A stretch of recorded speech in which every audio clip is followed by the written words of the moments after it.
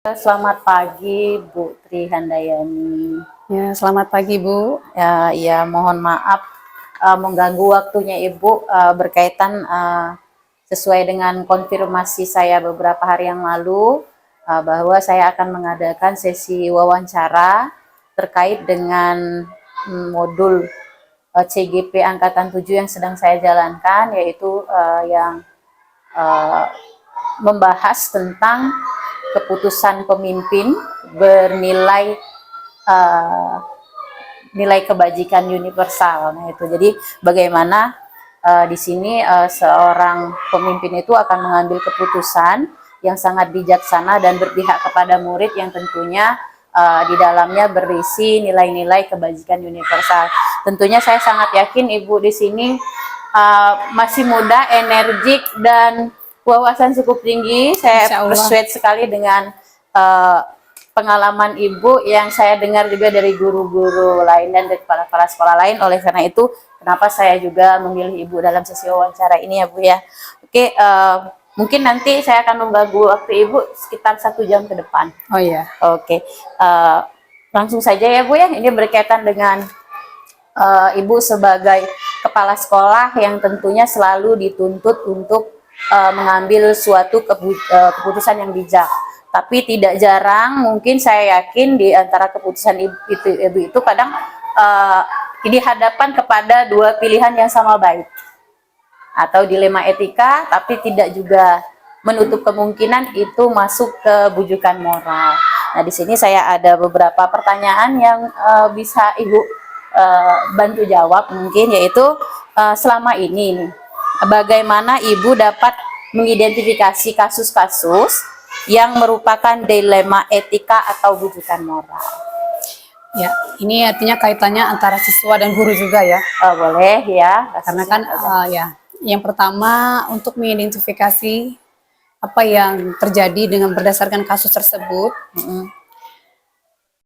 Itu berdasarkan pengamatan saya sendiri. Itu yang pertama. Kemudian dari apa yang saya amati, contoh kemarin itu ada semacam bukan pengaduan ya, semacam informasi dari wali siswa. Dia mengatakan bahwa Bu, katanya guru ini begini di kelas. Iya kan? Iya benar. Biasa kan kalau wali kritis kan enak kita jadinya. Jadi guru ini begini Bu di kelas, Bu, ternyata anak saya begini-begini katanya. Nah, dari informasi tersebut kemarin saya tidak langsung menanggapinya dengan terburu-buru langsung mengadakan semacam pemanggilan terhadap guru tersebut. Jadi saya tidak mengatakan kelasnya karena ini kan spesifik kalau saya katakan kelasnya ya. Intinya guru di sini ya. Kita ketahui kan bahwa semua guru itu tidak hanya di sekolah kami, semua sekolah pasti ada yang dalam kategori tanda kutip itu yang menengah, bagus, dan yang di bawah gitu kan. Dan itu yang menjadi tantangan sekolah, bagaimana cara sedikit demi sedikit mengajak guru-guru tersebut berubah ke arah yang lebih baik. Nah, menyikapi hal yang tadi saya sampaikan, itu saya adakan identifikasi sendiri dulu. Benar atau tidak informasi yang disampaikan oleh wali siswa ini. Jadi ketika saya di sekolah, saya kadang-kadang sering jalan dulu melintas di kelasnya, bagaimana mendengarkan suara guru tersebut, bagaimana cara dia mengajar, dan bagaimana cara dia menghadapi siswa. Nah, setelah kemarin saya dapatkan datanya, menurut saya sendiri, nah itu saya sampaikan secara umum dulu. Di setiap apel kami, setiap hari Senin kami ada mengadakan apel di sekolah setelah upacara itu. Itulah kesempatan saya berkomunikasi bersama guru-guru, menyampaikan apa yang ingin saya sampaikan, dan guru-guru pun menyampaikan apa keluhan mereka, atau apa yang mereka tantangan apa yang mereka hadapi. Itu forum kami sebenarnya setiap minggu, rutinitas yang kami laksanakan. Nah, apa yang disampaikan oleh wali siswa itu menjadi hal utama pada minggu waktu itu apel. Saya sampaikan secara global, saya tidak menunjukkan dulu orangnya karena saya tidak pernah menjustis Ibu ini begini, karena itu akan mendownkan guru itu kan. Akhirnya dia akan menjadi pembangkang biasanya, karena ketika kita menunjuk seseorang di muka umum, jangankan orang lain, kita saja kalau ditunjuk di depan umum kan merasa seperti apa ya gitu kan. Nah, jadi saya sampaikan umum dulu, kemudian baru setelah itu saya panggil empat mata. Sebenarnya beban juga karena guru ini kan senior. Oh iya, biasa. Saya masih muda. Nah, itu tantangan saya saat ini ya. Karena apa? Menghadapi guru senior itu harus dengan trik. Benar. Anggaplah kita ini ya artinya ya usianya mungkin sama dengan ibu kita. Ya bagaimana caranya omongan kita tidak menyinggung perasaannya, dan beliau juga menyadari apa yang kekeliruan, mungkin kekhilafan yang sudah dilakukan. Nah itu dari segi gurunya. Kemudian dari segi apa namanya siswanya secara global, ini tadi bukan masalah saja sebenarnya kan ya. Nah jadi di sekolah ini awalnya banyak bakat yang tidak muncul gitu. Oh iya. Jadi banyak bakat-bakat terpendam anak ini yang sebenarnya setelah harusnya kita bisa ekspor, ini bisa keluar gitu kan. Iya. Jadi dari anak-anaknya sendiri di awal-awal itu kan banyak yang pemalu. Sementara sekolah negeri itu kan tuntutannya sekarang banyak sekali. Benar. Persaingan dengan sekolah swasta, persaingan dengan sekolah negeri itu sendiri. Kemudian bagaimana cara kita meningkatkan kualitas sekolah kita, menunjukkan bahwa oh kami ada loh di Curup ini, kami ada. Kami walaupun sekolah kami lokasinya tidak di kota, tapi di pinggiran, katakanlah tidak di ini, tapi kami ada gitu. Iya, benar. Jadi itu tantangan juga. Jadi caranya kami kemarin itu ya mulai menggiatkan kegiatan-kegiatan sekolah, mulai mengadakan event sendiri, walaupun kami bukan sekolah penggerak, tapi kami sudah mengadopsi belajar untuk mandiri belajar. Yes, benar Bu. Kemudian mengadakan event-event sama yang hampir sama dilakukan oleh sekolah, itu event apa tampilan pargelaran budaya, kemudian pargelaran apa kewirausahaan. Nah, salah satu dampaknya kemarin itu kami mengadakan pargelaran waktu itu kan hujan terus ya. Jadi anak-anak sudah semangat, sudah mulai berani. Jadi saya terpikir untuk panggung ini. Membuat panggung ini kan, oh ini anak-anaknya sudah mulai berani. Jadi tantangannya apa? Saya mulai berbicara kepada guru-guru itu untuk membuat panggung kreasi supaya anak lebih percaya diri. Jadi saya kemukakanlah kepada guru-guru pada saat itu maksudnya. Tapi karena negeri kan tidak boleh ya, katanya tidak boleh memungut ini, tidak boleh mengambil ini. Akhirnya 3 kali saya adakan rapat. Rapat panggil komite dulu, kemudian rapat lagi dengan kelompok kecil perwakilan wali siswa, rapat lagi dengan seluruhnya, dan mencoba meyakinkan wali siswa dengan berbagai perubahan yang sudah dilaksanakan di sekolah ini dan berbagai prestasi yang alhamdulillah tahun kemarin kan juga ada di tingkat nasional. Kami mendapatkan perwakilan SD kami mewakili ajang FLS 2N gambar bercerita, dan apa namanya satu lagi tari kreasi itu mewakili Provinsi Bengkulu ke tingkat nasional.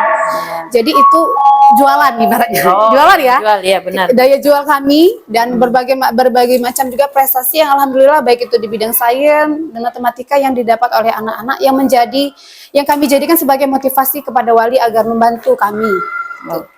Dan alhamdulillah direspon positif oleh wali siswa, dan ini dalam waktu 3 minggu panggung ini sudah jadi.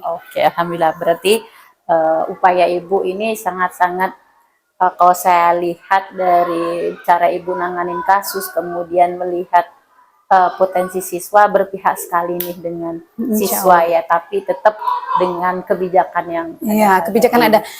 Kami di sini tidak memungut Bu untuk kegiatan. Kami ekstrakurikuler kami alhamdulillah sudah jalan. Kemudian kami juga punya program-program yang berpihak kepada siswa, termasuk juga program keagamaannya. Kami di sini ada kelas tahfiz. Setiap hari anak juga mengaji dengan guru pendamping khusus dengan menggunakan dana kami dan reguler, dan tidak dipungut biaya sedikit pun dari wali siswa. Dan itu cara kami mengelola keuangan sekaligus memikirkan bagaimana kegiatan siswa itu tetap bisa berjalan menyesuaikan dengan peradaban sekarang. Karena apa? Wali-wali sekarang kan mikirnya anak kami harus bisa kaji, makanya larinya ke sekolah-sekolah yang berbasis agama. Nah, tapi bagaimana cara kami berpikir supaya anak kami di negeri pun punya kesempatan yang sama sebenarnya. Nah, alhamdulillah ini sudah berjalan di sekolah kami. Berarti itu yang dulunya seakan seperti suatu jenis kasus yang tak terpecahkan, dengan identifikasi Ibu akhirnya semua terlampaui. Alhamdulillah.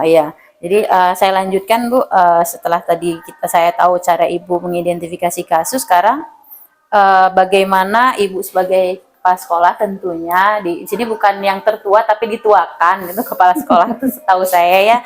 Bagaimana ibu menjalankan pengambilan keputusan di sekolah ibu, terutama untuk kasus-kasus nih kadang kita punya dua kepentingan nih ya. Kadang kita tuh bertolak belakang antara oh saya harus adil dengan saya kasihan. Kadang oh saya harus jujur, kemudian tapi di sisi lain ada yang saya harus pertanggungjawabkan, kan selalu ada nih Bu. Nah ini untuk kasus-kasus yang seperti itu, tadi ada dua kepentingan yang sama benarnya atau sama-sama mengandung nilai kebajikan itu, gimana Ibu ngambil keputusannya?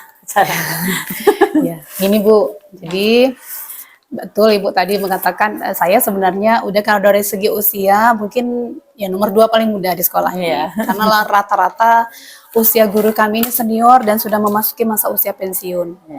Banyak yang muda ini karena banyak honorer, ada 14 honorer di sekolah kami ini. Jadi contoh lagi ini yang memang real. Kadang-kadang guru-guru yang masuk ke dalam usia masa pensiun ini kan banyak yang suka sakit dan tidak masuk ke sekolah. Dan termasuk juga kemarin kami punya pengalaman juga ada guru yang memang sakit sampai sebulan waktu itu. Nah, saya selaku pimpinan di sini kan harus memikirkan bagaimana caranya guru ini tetap bisa mendapatkan haknya untuk berobat, tetapi siswa pun tidak kehilangan haknya untuk belajar. Jadi saya mencoba berpikir dulu. Saya belum berdiskusi dulu. Kalau saya biasanya sebelum saya lontarkan apa maksud saya ke guru-guru, saya harus mencari jalan keluar dari saya sendiri dulu. Nanti saya kemukakan disetujui atau tidak. Jika tidak disetujui, maka saya tawarkan apa yang solusi yang terbaik yang harus kita lakukan gitu. Tawarkan kepada guru-guru. Tetapi sebelumnya memang saya harus punya solusi dulu.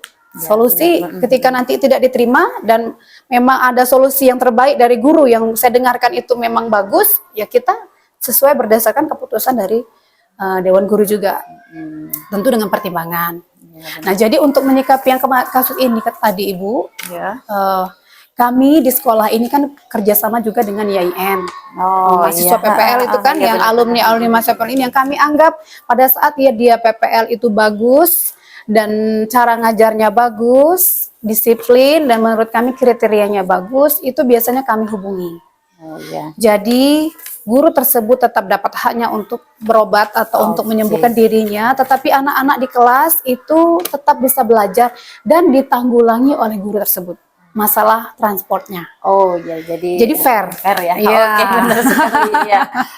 Jadi Ibu benar-benar menganalisis dulu, kemudian keputusan itu selalu terpublish. Dan kami harus administrasinya harus lengkap Bu, karena kan ada mungkin nanti ada kenapa dari mana?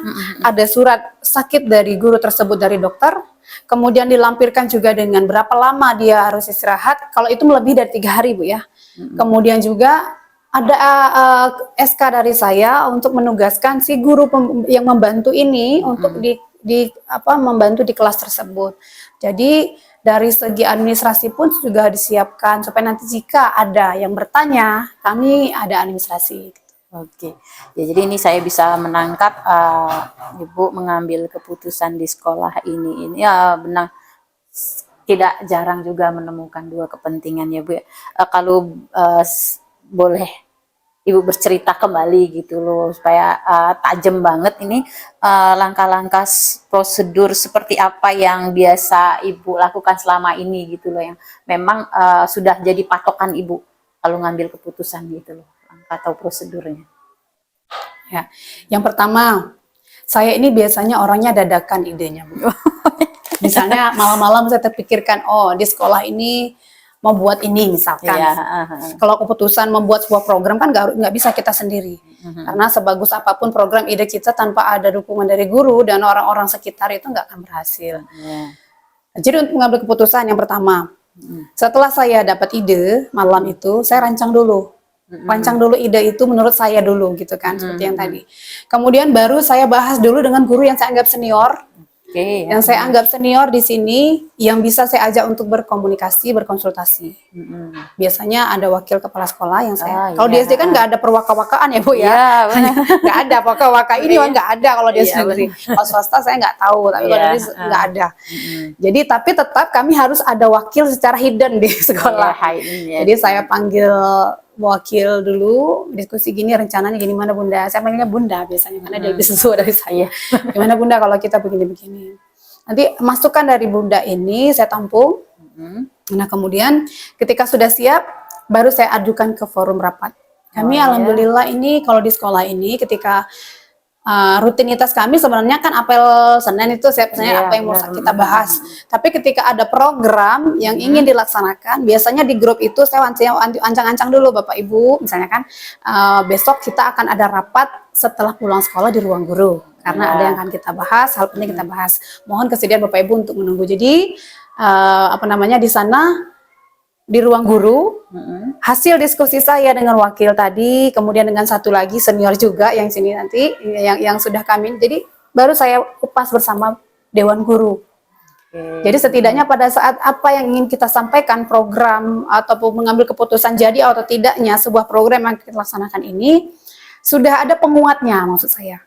Artinya pada saat kita rapat, ada penguatan yang kita dapatkan juga timbal balik dari guru yang sudah kita sama-sama diskusikan gitu. Jadi tetapi tetap dalam mengambil keputusan ini tidak bisa semena-mena saya mentang-mentang saya seorang yang dituakan di sini, saya harus ketika saya mengatakan ini harus dijalankan, ini tidak.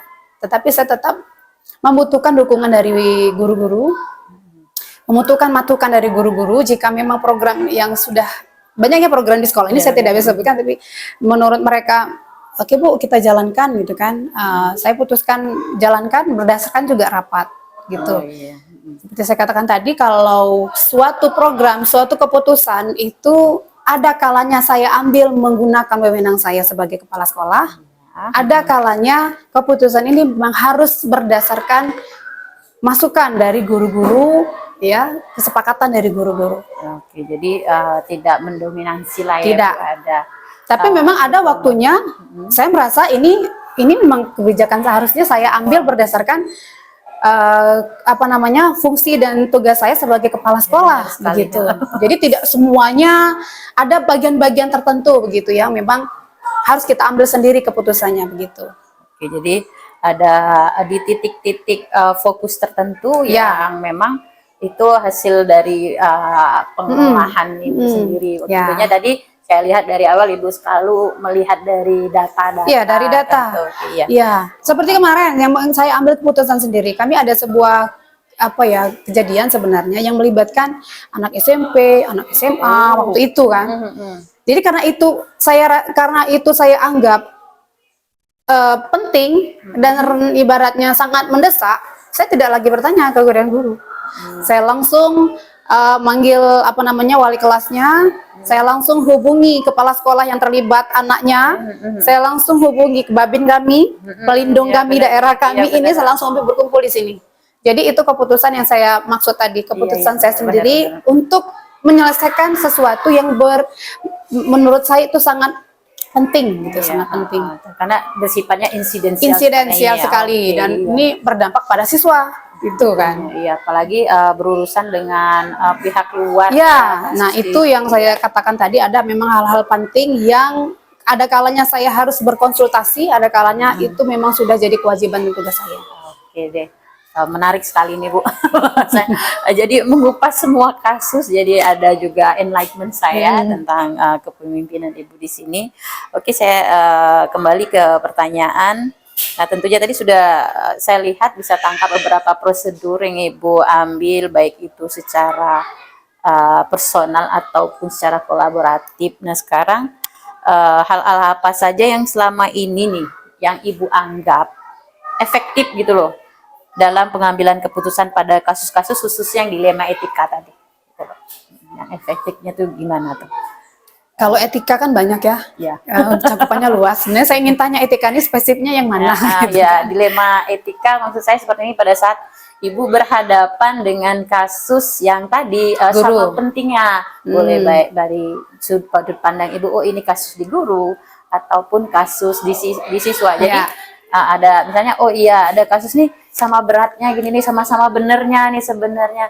Nah itu yang kasus kalau ibu ngadapinnya itu paling efektif keputusan ibu yang gimana tuh? Ya, tadi ya Bu ya, saya tadi kan mengatakan ada yang guru tadi ya, Iya, yang guru benar. tadi yang sakit. Ya. Nah itu sebenarnya ada juga sih guru yang protes. Oh Ya pasti kan? pasti. Jadi ada juga guru, Bu ini beliau gini Bu. Jadi saya jadi itu dilema juga karena satu tantangan saya ingin membantu. Oh iya sip, benar. Satunya saya menghadapi guru yang dalam tanda kutip ya merasa bahwa tidak adil, ini ibunya tidak adil. Ya, beliau kan dapat juga tunjangan gitu kan. Saya bilang, ini juga ini. Kenapa begitu? Jadi saya di sini kan ini sebenarnya ke hati saya sendiri kan. Iya. Karena saya berpikir begini Bu, kita kan manusia biasa. Di titik sekarang memang kita sehat dan bugar. Iya. Ya, mungkin beliaunya yang sekarang ini sedang dapat musibah atau cobaan. Nah, ada mungkin di suatu ketika kita pun ikut merasakan yang seperti itu. Iya. Nah, ketika kita ikut merasakan yang seperti itu kan perlu perhatian juga dari orang lain. Benar. Kalau saya sih memandangnya begitu. Nah, jadi saya sampaikan kepada guru tersebut, ya kalau saya gini saya sampaikan, Bu, kalau saya ini lebih baik membantu daripada dibantu, saya bilang kan. Kalau saya membantu, ya mudah-mudahan ya itu jadi pahala kita dan kita pun diberi kesehatan. Ya kan, benar. daripada kita dibantu, saya masih mending dibantu Bu. Jadi selama ini prosedurnya memang betul dan memang beliaunya benar-benar sakit, saya bilang kan, ya mudah-mudahan tidak jadi masalah dengan kita, saya bilang gitu. Benar.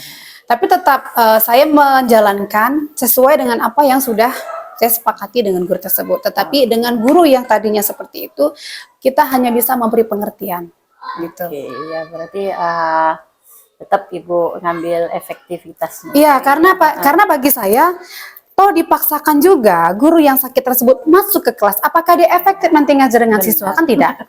Ya paling dia duduk ngasih tugas dan dengan kondisi yang begitu, ya kan? Tetapi dengan adanya kesepakatan tadi, nah guru yang membantu kan energik. Iya benar. Ya kan, sekali. energik dan yang saya pentingkan di sini anak ini tetap belajar. Oke, selalu berpihak kepada Iya, anak ini anaknya. tetap Iya, belajar. benar, Dia benar. tetap bisa mendapatkan haknya untuk belajar di kelas meskipun bukan dengan wali kelasnya atau dengan gurunya karena ada kondisi tertentu di mana gurunya tidak bisa mengajar. Yang penting bagi saya nggak ada jam kosong Bu gitu. Iya. Di SD. Kalau di SMA saya nggak tahu ya, kalau itu ya jam kosong ya. Lebih sama saja sih, Iya. karena yang dihadapin anak-anak. Iya anak-anak cuma di SD kalau anak orang dewasa SMP SMA ketika tidak ada guru mungkin mereka sudah bisa mandiri Bu ya. Iya. Tapi kalau SD Bu apalagi kelas rendah itu nggak bisa benar, ditinggal. Nah kelas-kelas. bagi saya yang penting anak ini ada yang mendampingi belajar di kelas, capaian materinya tetap jalan. Nah anak tetap belajar seperti biasa.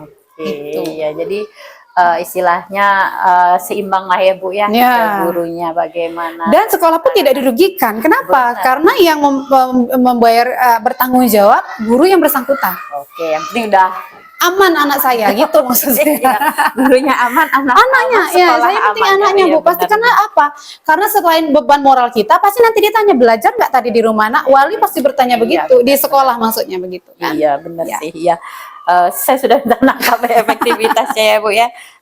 Berhasil ya saat itu. Alhamdulillah Iya, berhasil. benar. Nah itu yang kita bilang Iya. tadi efektif berarti. Iya, kan efektif. Kita ngomong efektif berhasil berarti. Oke, tapi di segi mungkin saat Ibu mengambil keputusan itu kan tidak jarang yang namanya kita berhadapan dengan sesama manusia, dengan komunitas tertentu.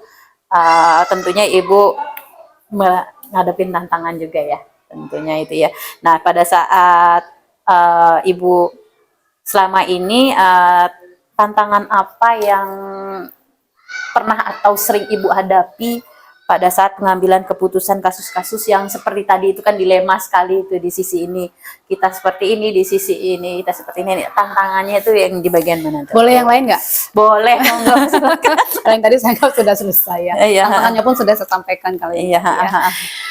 Nih Bu, saya mau cerita yang soal pembuatan panggung ini. Iya. Ini terus terang, ini pada saat pembuatan panggung ini maju mundur sebenarnya. Oh iya. Karena apa? Yang pertama, Niat kami, niat saya itu kan memang ingin supaya sarana anak-anak ini tercukupi dan anak terfasilitasi untuk mengembangkan minat dan bakatnya. Iya. Karena sudah mulai muncul nih tadi minat Iya, anak, benar. karena kami sering mengadakan acara-acara di lingkup sekolah.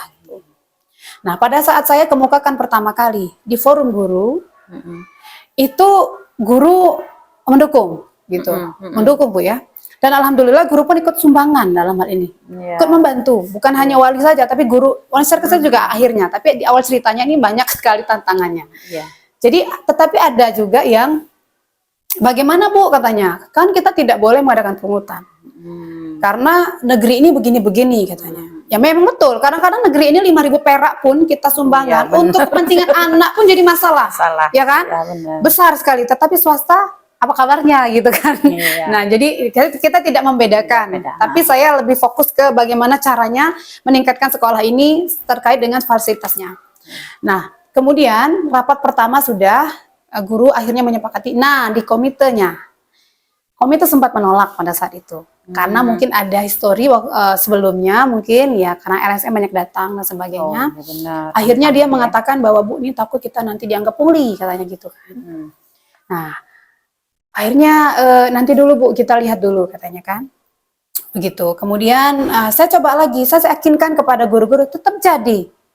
Saya tetap akan melaksanakan program ini karena memang niat kita bukan untuk dalam tanda kutip yang macam-macam atau mencari Ya, keuntungan, benar. tapi niat kita memang untuk melengkapi sarana anak. Saya bilang gitu karena anak kita sudah mulai semangat untuk menunjukkan bakatnya.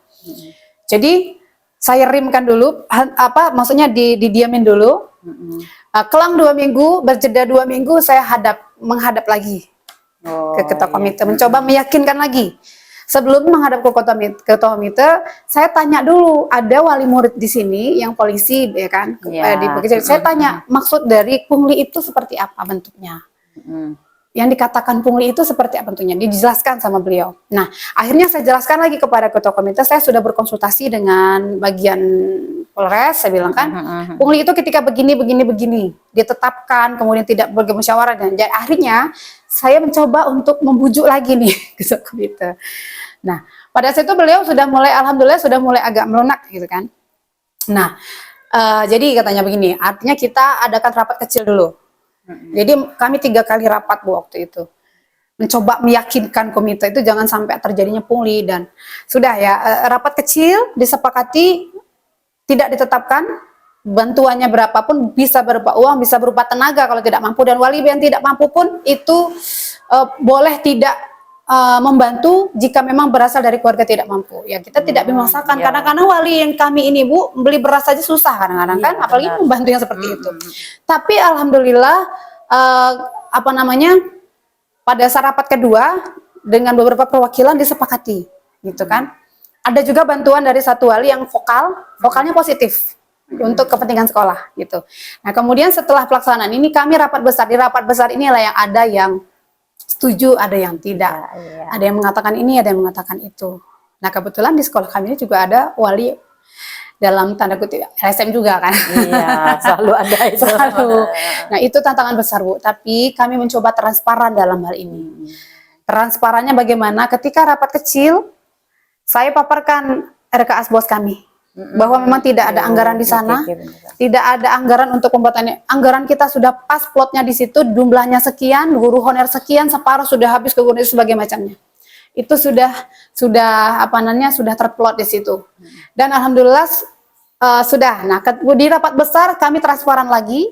Malahan di sana kami paparkan semua dari awal sekolah ini sampai alhamdulillah terjadi perubahan sampai sekarang, dan alhamdulillah meyakinkan wali itu yang sangat susah karena 1 orang 2 orang saja kita susah untuk menyamakan persepsi apalagi banyak. Tapi alhamdulillah Bu, data kami insya Allah lengkap. Kami juga mencoba transparan dalam hal ini. Wali yang tidak nyumbang pun ada, tapi kami memaklumi. Dan tetapi ada wali yang mungkin punya rezeki lebih, yang lebih banyak. Jadi saya bisa menutupi dari anggaran yang sudah kami. Benar. Jadi, nah, dan alhamdulillah juga 3 minggu loh Bu jadinya setelah rapat. Setelah rapat 3 minggu, alhamdulillah ini sudah berdiri. Oke, jadi berjalan ya Bu.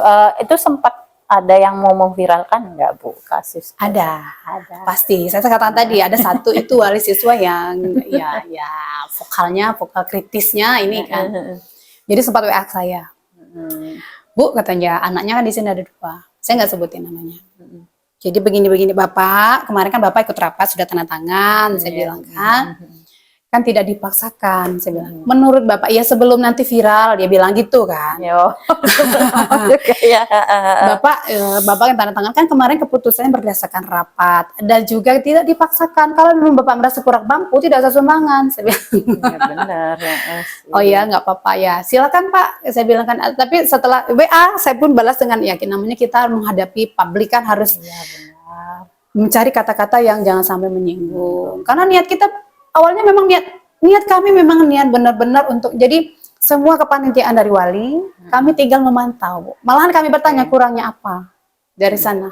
Dan di sana makanya ada tulisan kan, bantuan Dewan Guru, karena memang guru juga ikut menyumbang.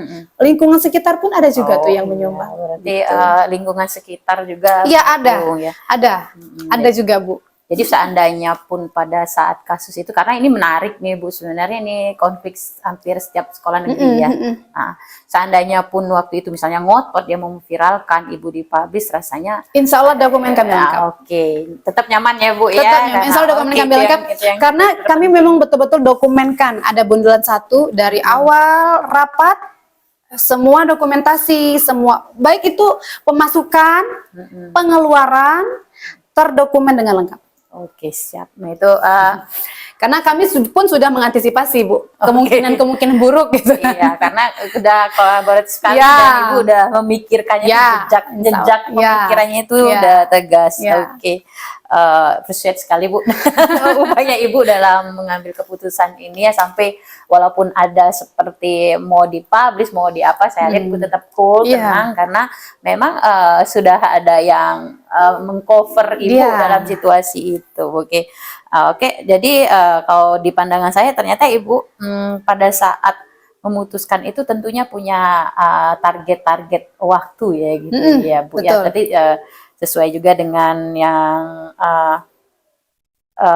kasus yang dihadapi. Jadi kadang ada nggak Ibu kalau pas ngadapin kasus itu menyelesaikannya tuh harus tiba-tiba selesai gitu loh. Itu ada kasus Ibu berpikir langsung, atau ada yang lebih banyaknya Ibu kalau ada kasus didiamkan dulu, dipikir, pakai jadwal, nanti deh saya menyelesaikannya. Kalau yang terakhir Ibu sebutkan itu sudah saya jelaskan tadi ketika saya mengidentifikasi guru. Ada kasus yang harus selesai Bu. Kami punya pengalaman di sini, guru kami itu dipukul di lapangan oleh wali murid. Ya, guru olahraga saat itu. Nah, itu yang saya anggap harus selesai. Pada saat itu saya sedang tidak di tempat, saya sedang di dinas pendidikan, mengurus apa kemarinnya lupa saya. Dapat telepon, saya langsung ke sini, orangnya sudah pulang dan bibir ini sudah pecah nih guru saya. Ya, akhirnya kalau ini penting dan sangat berbahaya menurut saya karena sudah menyangkut dengan moral ya, benar. dan juga dengan harga diri guru di lapangan maupun depan siswa. Jadi saya bilang pada saat guru saya pada saat itu, oh ini nggak bisa dibiarkan dan ini harus segera diselesaikan karena takutnya rentetannya panjang. Satu wali mungkin yang seperti itu hari ini, besok kalau dia dibiarkan ini akan muncul wali yang lain yang seperti itu. Karena ini masih lingkup sekolah. Kalau masuk lingkup sekolah kan tanggung jawab sekolah ya Bu ya, tidak boleh wali itu ikut campur dalam hal apapun. Nah pada saat itu saya bilang sama guru saya, kamu silakan foto visum, ya makanya supaya ada efek jera Bu. Walaupun ini nggak diperpanjang atau perpanjang saya tidak tahu, pokoknya ambil visum dulu di rumah sakit.